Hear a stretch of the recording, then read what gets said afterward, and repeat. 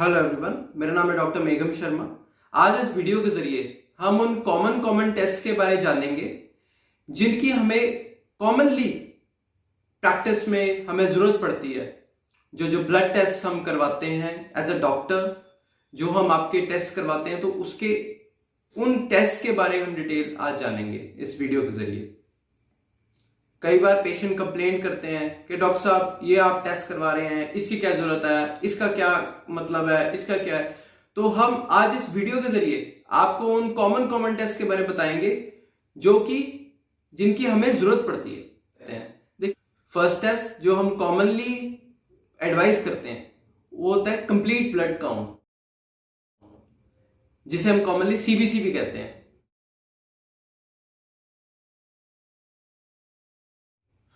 पहला इसमें होता है हीमोग्लोबिन, जिसे हम नॉर्मली कहते हैं कि खून कितना बंदे में। दूसरा होता है आरबीसीज, रेड ब्लड कॉर्पसल्स जिसको कहते हैं, वो उसकी कॉन्सेंट्रेशन कितनी, उसका नंबर कितना है। थर्ड हम देखते हैं टीएलसी, टोटल ल्यूकोसाइट काउंट, या इसको डब्ल्यूबीसी भी कहते हैं, व्हाइट ब्लड सेल काउंट। इसमें हमें पता लगता है कि इन्फेक्शन किस टाइप की इन्फेक्शन है और कितनी इन्फेक्शन, कितनी इंटेंसिटी की इन्फेक्शन है, तो वो हमें पता लगता है। Differential leukocyte count, differential leukocyte count में कुछ पैरामीटर्स होते हैं, जैसे कि इसमें लिम्फोसाइट काउंट, न्यूट्रोफिल काउंट, ठीक है, बेसोफिल काउंट, इओसिनोफिल काउंट, ठीक है ना। ये सारे काउंट्स में बेसिकली हमें क्या पता लगता है कि जैसे अगर न्यूट्रोफिल काउंट अगर इंक्रीज्ड है तो उसमें पता लगता है कोई रीसेंट इन्फेक्शन है। लिम्फोसाइट काउंट अगर इंक्रीज्ड है तो उसमें पता लगता है कि वायरल इन्फेक्शन है, रीसेंट इन्फेक्शन है, ओल्ड इन्फेक्शन है, तो हम इस वजह से देखते हैं। थर्ड फिर इओसिनोफिल काउंट, इओसिनोफिल्स अगर इंक्रीज है तो ज्यादातर जैसे वर्म इन्फेस्टेशन हो गई या फिर कोई एलर्जिक रिस्पॉन्स है तो उनमें ये इंक्रीज होता है। बेसोफिल काउंट, ऐसे ही अलग अलग पैरामीटर्स को हम देखते हैं।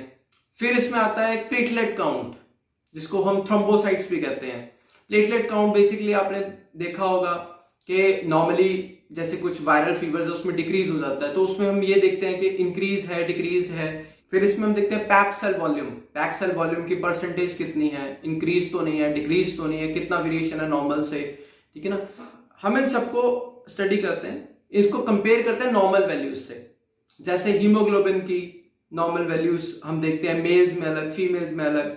इसी तरीके से टोटल ल्यूकोसाइट काउंट 4000 to 11000 होना चाहिए। किस कंडीशन में कम है, किस कंडीशन में ज्यादा है, 11000 से ज्यादा है, 4000 से कम है, फिर हम कंपेयर करते हैं। इसी तरीके से red blood corpuscles 4.5 to 5.5 million होने चाहिए, उससे कम है या ज्यादा है, किस कंडीशन में ज्यादा है, किस कंडीशन में कम होते हैं। इसी तरीके से हमारा प्लेटलेट काउंट, थ्रोम्बोसाइट्स जिसको कहते हैं, किस कंडीशन में कम है, किस कंडीशन में ज्यादा है। जैसे कॉमनली ये वायरल इन्फेक्शन में कम हो जाता है, ठीक है ना, कुछ कंडीशन में इंक्रीज कर जाता है, थ्रोम्बोसाइटोसिस जिसको कहते हैं, ठीक है ना।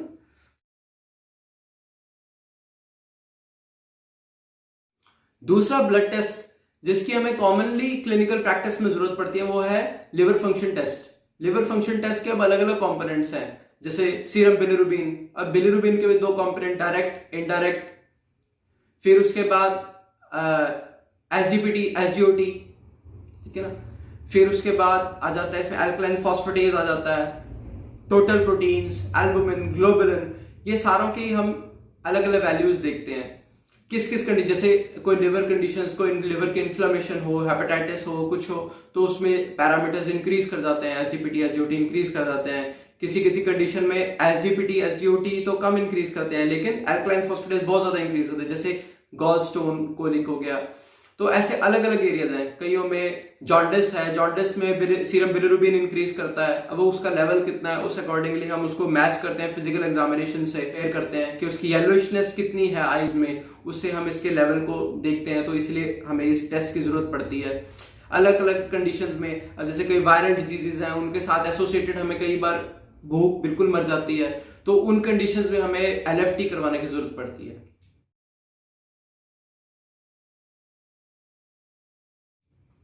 थर्ड टेस्ट जो जरूरत पड़ती है वो है renal function test. Renal function test के आगे फिर कंपोनेंट्स आता है, सीरम क्रिएटिनिन आता है, blood urea, blood uric acid, serum uric acid level.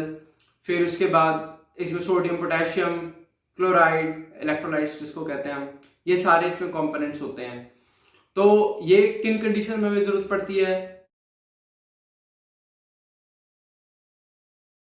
जरूरत पड़ती है कि जैसे जिसमें हम सस्पेक्ट कर रहे हैं कि वहां किडनीज इन्वॉल्व हो सकती हैं, जैसे कोई एडिमा है, एडिमा मतलब कोई सूजन है कहीं पैरों में, आंखों के पास आसपास, या पेट में लग रही है हमें सूजन, या हम बंदे को सांस लेने में दिक्कत आ रही है, तो हम कॉमनली यूरिन प्रॉपरली पास नहीं हो पा रहा, पूरा खुल के पेशाब नहीं आ रहा, रुक रुक के आ रहा है, जितना पानी पी रहे हैं उससे कम पेशाब आ रहा है, पानी ज्यादा पी रहे हैं पेशाब कम आ रहा है। सीरम इलेक्ट्रोलाइट्स हमें पता लग जाते हैं उसमें, जैसे potassium level, sodium level, chloride level, इसमें हम फिर कंपेयर करते हैं क्योंकि किडनी डिजीजेस में ये कॉमनली वेरी करते हैं, तो हमें बहुत कॉमनली इसकी जरूरत पड़ती है। तीसरा टेस्ट आता है लिपिड प्रोफाइल।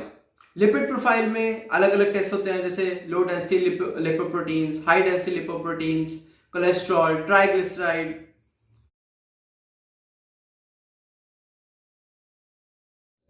जिसको हम कहते हैं खून गाढ़ा हो गया, कॉमनली भाषा में कहा जाता है खून गाढ़ा हो गया, तो उसमें ये बेसिकली कंपोनेंट्स हम चेक करते हैं। कोलेस्ट्रॉल किसी का इंक्रीज हो जाता है, किसी का डिक्रीज हो जाता है, ट्राइग्लिसराइड्स हैं, तो ये अलग अलग कंडीशंस में इंक्रीज करते हैं, कईयों में डिक्रीज करते हैं, तो हमें वो सबको स्टडी करते हैं।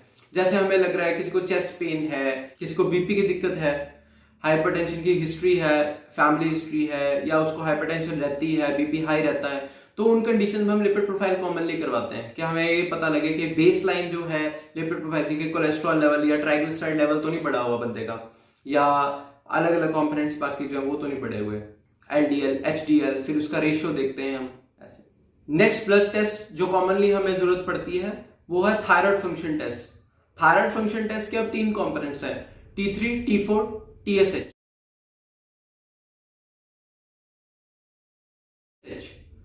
T3, T4 हमारे कॉमनली हार्मोन्स होते हैं जो कि हमारे थायराइड ग्लैंड से सिक्रीट होते हैं। TSH होता है थायराइड स्टिमुलेटिंग हार्मोन, जो जिसका काम इसको स्टिमुलेट करना, हमारे थायराइड ग्लैंड को स्टिमुलेट करना है। अब हम जहां पे ये सस्पेक्ट करते हैं कि हाँ ये बंदे को हाइपोथायराइडिज्म या हाइपरथायराइडिज्म के सिम्टम्स हैं, जैसे किसी का अनएक्सप्लेन्ड वेट गेन होता जा रहा है या किसी का अनएक्सप्लेन्ड वेट लॉस होता जा रहा है, बंदे को लेथार्जी मतलब कमजोरी टाइप, वीकनेस टाइप बेफालतू में उसके आती जा रही है, तो हम वहां उन केसेस में थायराइड फंक्शन टेस्ट जरूर कराते हैं। किसी का हेयर फॉल बहुत एक्सेसिव है तो उसमें हम थायराइड फंक्शन टेस्ट हम साथ में करवाते हैं। कॉन्स्टिपेशन, वो कॉमन जो सिम्टम्स हैं तो उसके साथ हम थायराइड फंक्शन टेस्ट। 2 टेस्ट हम जो जनरली करवाते हैं वो है ESR और CRP के। ESR होता है एरिथ्रोसाइट सेडिमेंटेशन रेट, CRP होता है सी रिएक्टिव प्रोटीन। ये दोनों टेस्ट एक जनरलाइज्ड इंडिकेटर्स हैं इन्फ्लेमेशन के, बॉडी में कहीं पे भी इन्फ्लेमेशन है। अब वो किसी इन्फेक्शन करके हो सकती है, किसी ऑटोइम्यून डिजीज के करके हो सकती है, अलग अलग कंडीशंस में ये इंक्रीज होते हैं इनका काउंट। तो अब जैसे किसी को जॉइंट पेन्स की दिक्कत है, किसी को ट्यूबरकुलोसिस है, तो उनके लेवल हम उस प्रोपोर्शनेटली देखते हैं कि किस लेवल पे हमारा ESR या CRP का लेवल रह रहा है। ड्यूरिंग मेडिसिन हम जैसे मेडिसिन स्टार्ट की या थेरेपी स्टार्ट हुई, उसके बाद प्रोग्नोसिस देखने के लिए भी इनका बहुत यूज होता है कि हाँ पहले इसका ये लेवल था, अब हमने मेडिसिन दी, 1 मंथ के बाद ये लेवल है, फिर उसके बाद ये लेवल, तो हम इस तरीके से हमें जहां पे जैसे जहां जरूरत पड़ती है हम इसके प्रोग्नोसिस में भी इसका हमें बहुत बेनिफिट हो जाता है। फिर हमारा ब्लड टेस्ट आता है HbA1c। HbA1c बेसिकली हमें कहां जरूरत पड़े, डायबिटिक केसेस में जरूरत पड़ती है, या हम ऐसे केसेस को सस्पेक्ट कर रहे हैं कि वो प्री डायबिटिक लेवल हैं, कि सिम्टम्स अभी आए हैं लेकिन अभी नॉर्मली जब ब्लड शुगर करते हैं तो उसमें नॉर्मल आता है, तो अलग अलग केसेस में हम वो करते हैं कि प्रोग्नोसिस जानने के लिए कि बंदे का HbA1c बेसिकली हमारे 3 मंथ्स की एवरेज शुगर को डिनोट करता है कि बंदे का लास्ट 3 मंथ से एवरेज शुगर क्या है।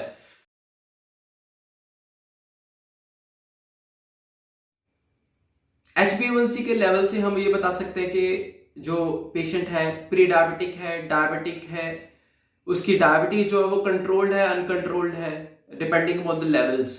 तो उस तरीके से हम उसको कंपेयर करते हैं फिर आगे कि HbA1c। फिर जैसे सपोज की देखो डायबिटीज का केस है, हम उसको उसका प्रोग्नोसिस देखना है कि आपकी पहले से इंप्रूवमेंट है या नहीं है, तो हम 3 मंथ्स के बाद फिर वो ब्लड टेस्ट रिपीट कराते हैं। हर हफ्ते में नॉर्मल शुगर कराते हैं हम चेक, जैसे पोस्टप्रेंडियल कराई, खाली पेट इनकी करवाई, जैसे फास्टिंग कहते हैं, लेकिन HbA1c हम 3 मंथ्स के बाद जरूर कराते हैं ताकि हमें ये पता लगता रहे कि आगे प्रोग्नोसिस कैसा हुआ, कि हमारी जो मेडिसिन की जो इफेक्ट वो कितना हुआ।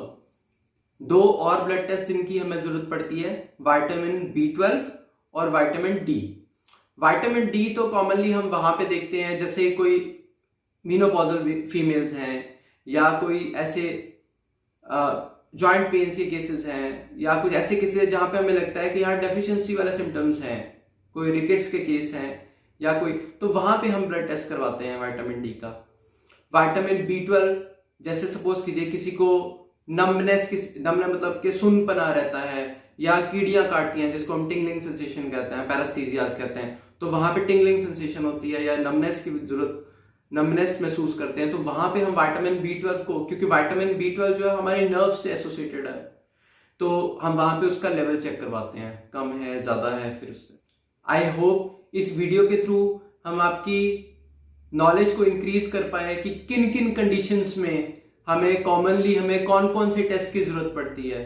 तो थैंक यू सो मच।